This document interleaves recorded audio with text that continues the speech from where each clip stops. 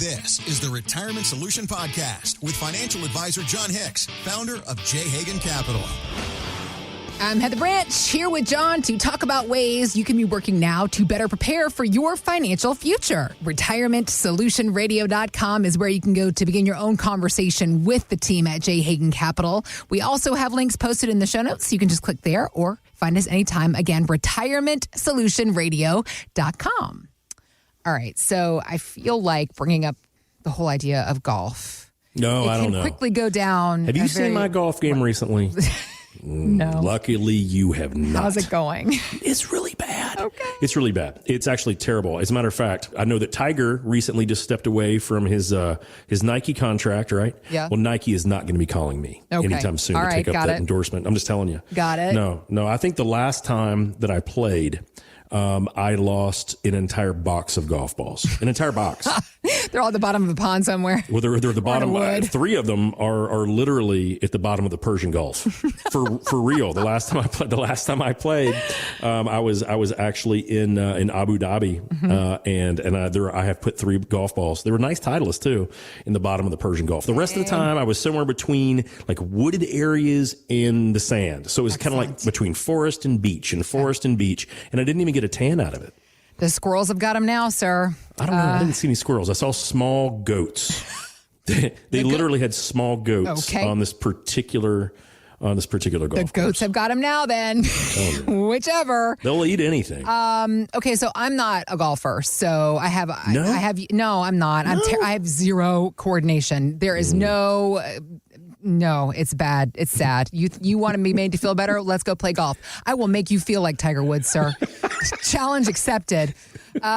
So let's talk about some golfing terminology. The term Mulligan. Oh, yeah.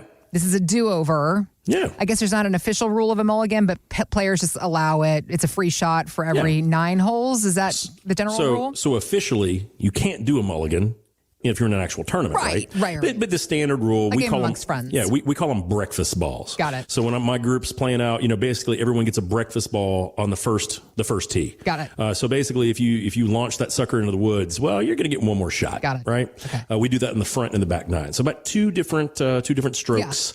Yeah. 2 different mulligans, it seems to be allowed in most games amongst friends. Yeah. So, unless there's money on the line. Right. Then all bets are off or on. Usually they're on. In the retirement world, I mean, we have talked about this time and time again when it comes to the work you do, when it comes to our retirement. Sure. I mean, there's rarely, if ever, a chance to have a do-over, especially something, for example, talking about like Social Security, for example, you have filed for that. It locks you into a certain level of benefits for life, many assume. Sure. But in some cases, maybe there's a chance perhaps for a do-over. When it comes to retirement planning, what are quote-unquote mulligan opportunities? Yeah, what I would say, I think a lot of people, they get, paralysis of analysis when they're afraid, oh my gosh, I'm going to make a screw up. I'm going to screw this up. And they don't make good decisions, to be honest. I mean, what I would say... What is that on the golf course? It's called the yips, isn't it? Oh, well, I just said the Y word. Somebody cursed I didn't say name. it. I didn't say it, golf gods. Oh, golf gods. I did not say it. It was not for me. It was not for me. No, but I mean, it happens in a lot of sports. But I mean, if you're thinking about it, over the past 24 years of me kind of counseling people on retirement, what I would say is a lot of people, they hold with them. And here's a perfect way to compare it to golf. Okay. They kind of take whatever that last stroke was, whether it was a great one or a terrible one, and they kind of bring that through the next play. And what I'd say is that's a terrible way to do investing. And here's the reason why. If you work really, really, really hard at being a golfer or at playing the game, and you spend hours and hours and hours and hours a day, not even a week or a month, then you may even go professional as a golfer. And I don't know how many times you've seen the world's greatest golfers absolutely shank it.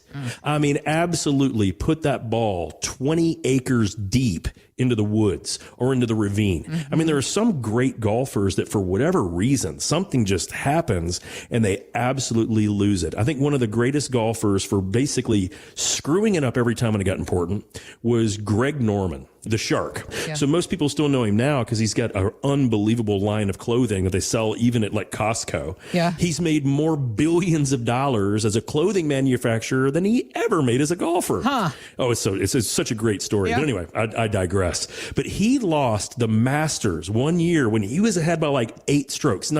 It was the greatest lead ever. Yeah. But because he kept getting in his own head, he kept shanking it. Oh, He kept doing dumb decision after dumb decision after dumb decision.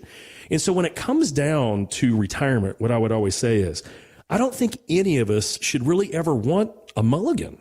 What we should just do is understand, hey, just because we just had an absolute shank of a shot does not mean that the next one, we can't pull it right out and put it right beside the hole, right? Okay. I mean, it reminds me, when I would screw up as a kid, my granny would say, Jonathan Hagan, because she always used my full name when I was in trouble. Jonathan Hagan, there's never the wrong time to do the right thing.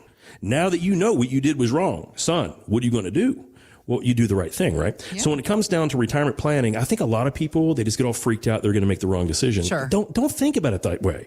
Understand whatever you did to get to here is history.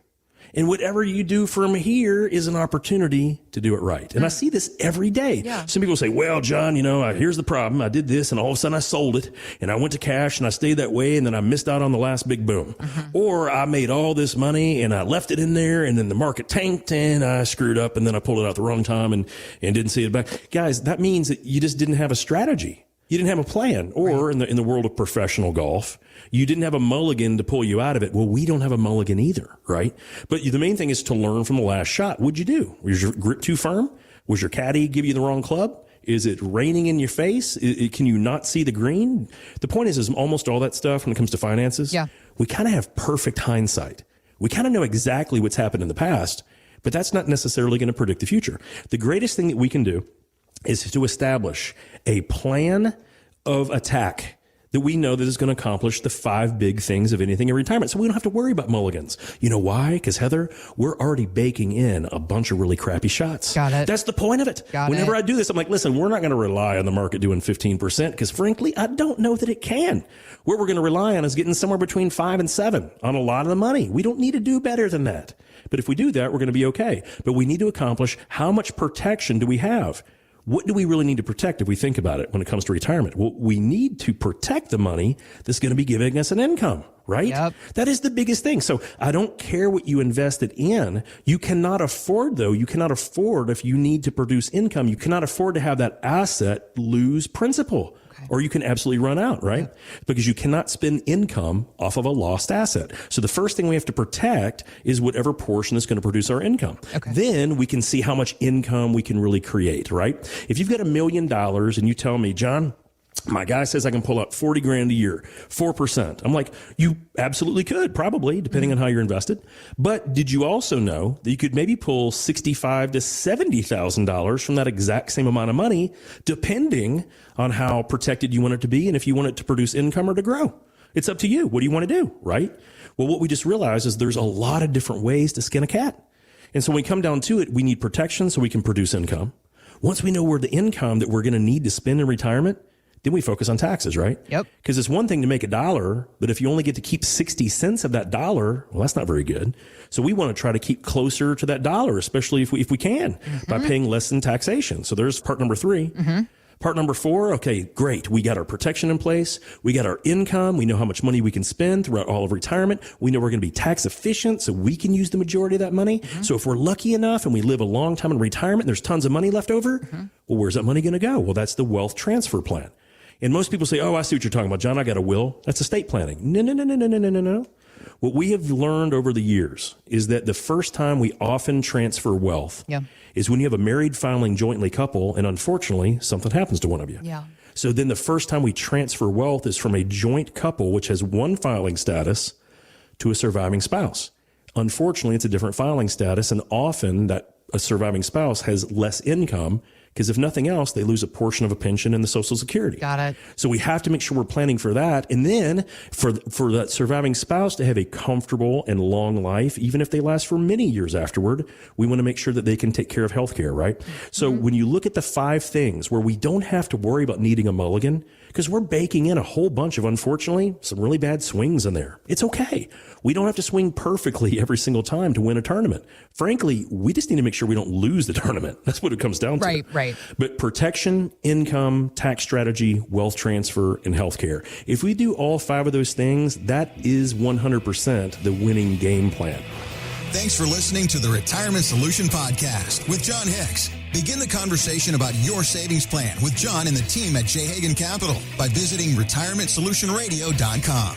Be sure to listen to Jon's radio show, The Retirement Solution, Saturdays at 8 a.m. and Sundays at 9 a.m. on News Radio 840 WHAS.